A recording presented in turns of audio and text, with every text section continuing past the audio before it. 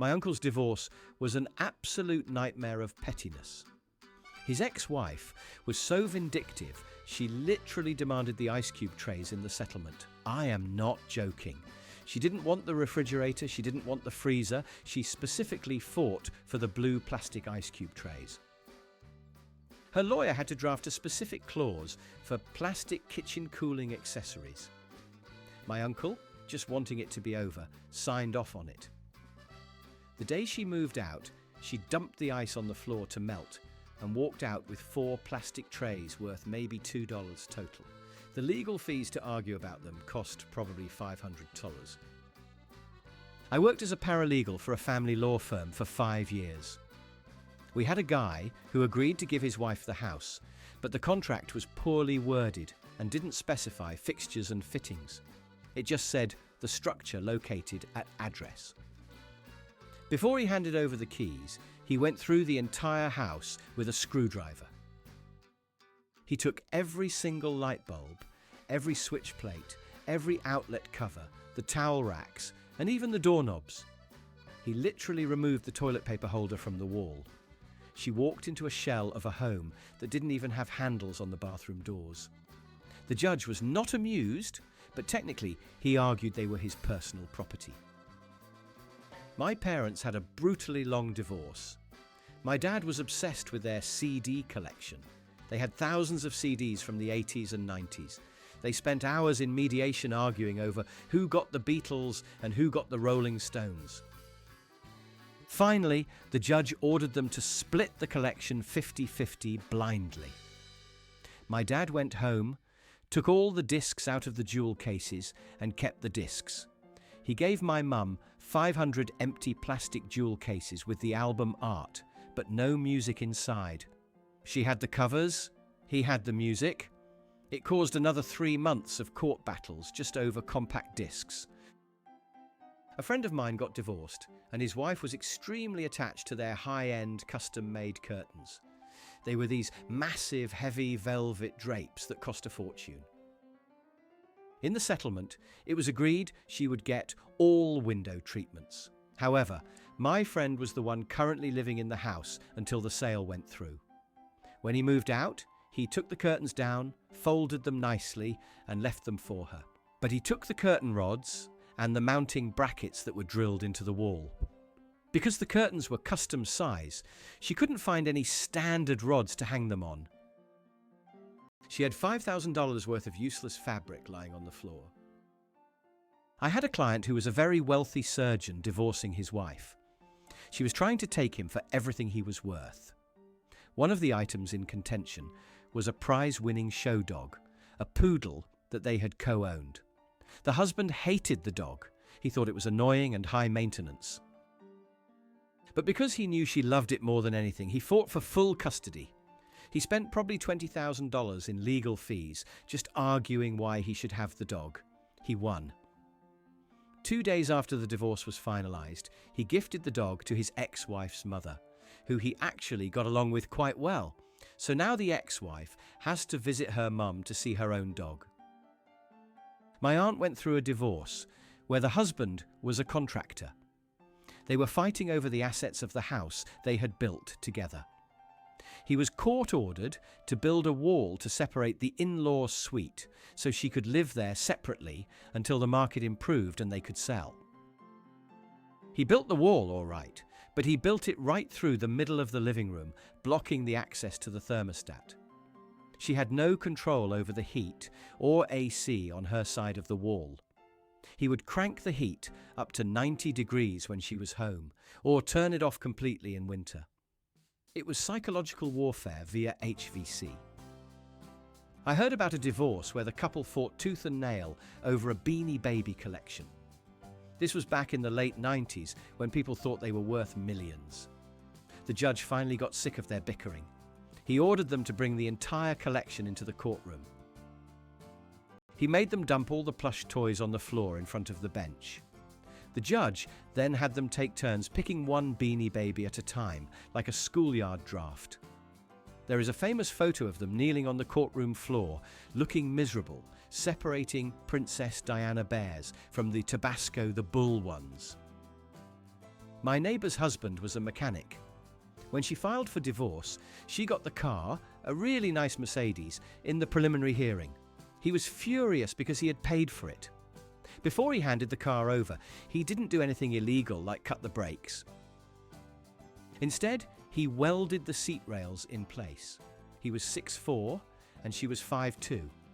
He pushed the driver's seat all the way back, as far as it would go, and welded it there. She literally couldn't reach the pedals to drive her own car. She had to have the entire seat assembly replaced before she could even drive it out of the driveway. I knew a guy who was splitting up his assets and had to give his wife half of his lottery winnings. He had won a small amount, something like $5,000, just days before they filed. He was so bitter about sharing it, he requested to pay her share in a specific way. He went to the bank and got $2,500 in pennies. He filled wheelbarrows and dumped them on her front porch. It wasn't illegal. It was legal tender. But she had to spend days rolling coins or pay a massive fee at a Coinstar machine to actually use the money. The pettiness was heavy, literally. My cousin's ex-husband was a chef. They had this incredibly expensive set of Japanese knives that cost thousands of dollars. It was agreed in the settlement that she would keep the kitchenware. He argued that knives are tools of the trade, not kitchenware, but he lost. So, the night before he left, he took every single knife and ran the blades over a concrete block. He dulled them to the point where they couldn't cut a stick of warm butter. He didn't break them, so technically he returned them intact, but ruined the edges so badly they were basically scrap metal. There was a famous story in my town about a couple divorcing who owned a dual-control sleep number bed. You know, the ones where you can adjust the firmness on each side. The wife got the bed. The husband kept the remote controls. The bed was stuck on his side, being rock hard, and her side being incredibly soft, deflated. These beds don't work without the proprietary remotes. He refused to tell her where they were. She eventually found them months later. He had taped them inside the air ducts of the house, so they would rattle every time the AC turned on. I dated a guy who was divorced. He told me that his ex-wife was obsessed with Tupperware. She had a perfectly organized pantry. When he left, he took every single Tupperware lid. He left all the bowls, containers and boxes, but he took the lids. He said he donated the lids to a thrift store 3 towns over. She was left with 100 plastic containers that couldn't seal. He said it was the only thing that kept him smiling during the depressing mediation sessions, knowing her pantry was in chaos. My boss told me about her divorce. Her husband was a gardener and loved his prized rose bushes in the backyard. She got the house, but the settlement said he could remove personal botanical property. He came over with a backhoe. He didn't just dig up the roses. He took about 3 cubic feet of dirt with each bush. He left the backyard looking like a minefield with 20 massive craters in the lawn. He argued that the soil around the roots was essential for the plant's survival. She had to pay thousands to re-level the yard. In a settlement involving a massive book collection, the husband agreed to give the wife half the library. He was an English professor, and these books were his life. He literally cut the books in half. He used a bandsaw. He gave her the spines and the first half of the pages, and he kept the back half. Okay, that's an exaggeration. He actually gave her volumes AM of every encyclopedia and series, and kept NZ. So neither of them had a complete set of anything. It destroyed the value of a collection worth thousands. My sister's ex-husband was so petty about the custody of their Netflix and Amazon Prime accounts. The court obviously doesn't care about streaming algorithms, so they just split the accounts. He kept the account, but she had the password for a week before he changed it. In that week, she went in and messed up his algorithm completely. She played Barbie Life in the Dream House and terrible reality TV shows 24/7 on mute in the background. His recommended for you list was ruined for years. He's a die-hard horror fan, and his profile was just pink and glittery. A wealthy couple in New York was fighting over a multi-million-dollar art collection. The main piece of contention was a Warhol print. They couldn't agree on a value and refused to sell it. The judge got annoyed and ordered a coin toss to see who would get the first pick of the art. The wife won the toss. She picked the Warhol. The husband was so mad that on his way out, he used a Sharpie to draw a moustache on the glass of the frame. It didn't damage the art, just the glass. But the panic attack she had, thinking he ruined a $1 million painting, was exactly what he wanted.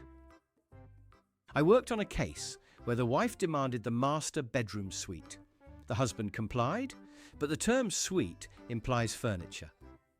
He took the mattress and box spring, but he left the headboard and the frame. However, he took all the slats that hold the mattress up. He also took the light bulbs out of the lamps, the batteries out of the TV remote, and one screw out of every drawer handle so they would dangle crookedly.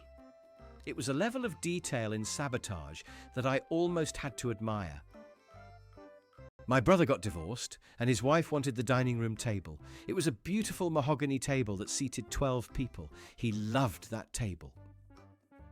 He gave it to her, but he removed the leaf, the center extension piece, that makes it big enough to seat 12. Without the leaf, it was a small circle. He kept the leaf in his new apartment closet. He said, "She can have the table, but she can never host Thanksgiving again without thinking of me."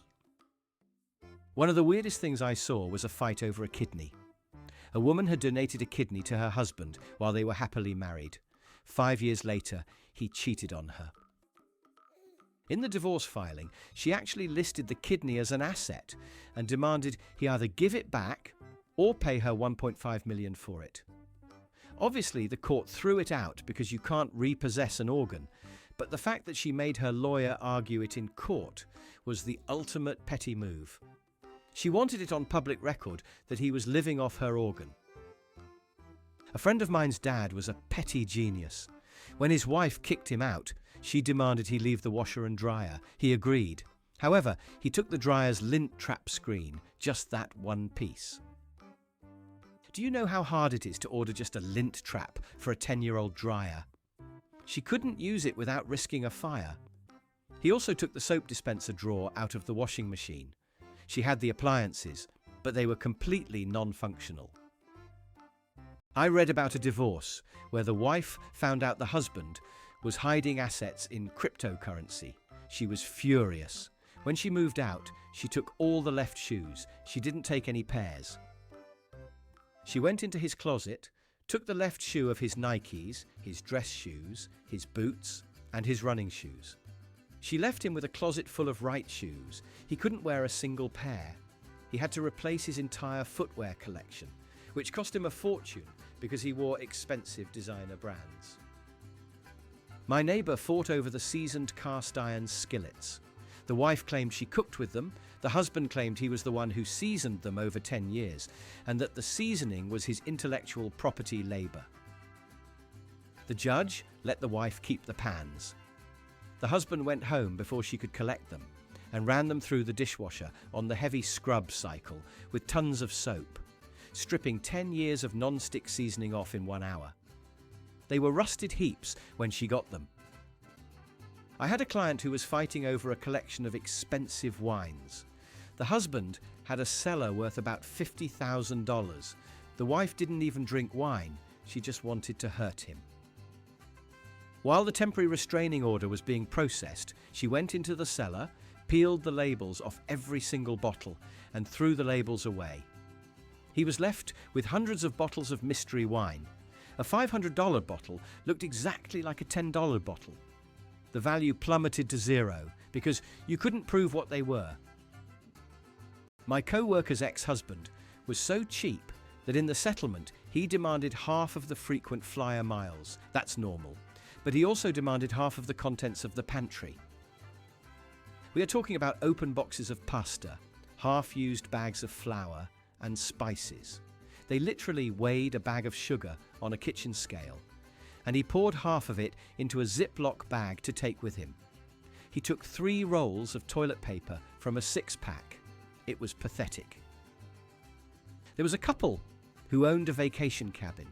They couldn't agree on who got to use it during the summer. The judge ordered a timeshare arrangement where they alternated weeks. The husband, during his weeks, would unscrew the shower head and take it with him when he left. He also took the knobs off the stove, so when the wife arrived for her relaxing week, she couldn't shower or cook until she went to the hardware store. She eventually just sold him her share because it was too much hassle. My cousin got divorced and her husband was a tech guy. They had a smart home where everything was controlled by an app. Lights, locks, garage, thermostat. He let her keep the house, but he didn't transfer the administrator rights to the smart hub. For months after he moved out, he would randomly flash the lights on and off at 3 a.m. or unlock the front door while she was at work so the alarm would go off. She had to rip the entire system out and replace it with standard switches.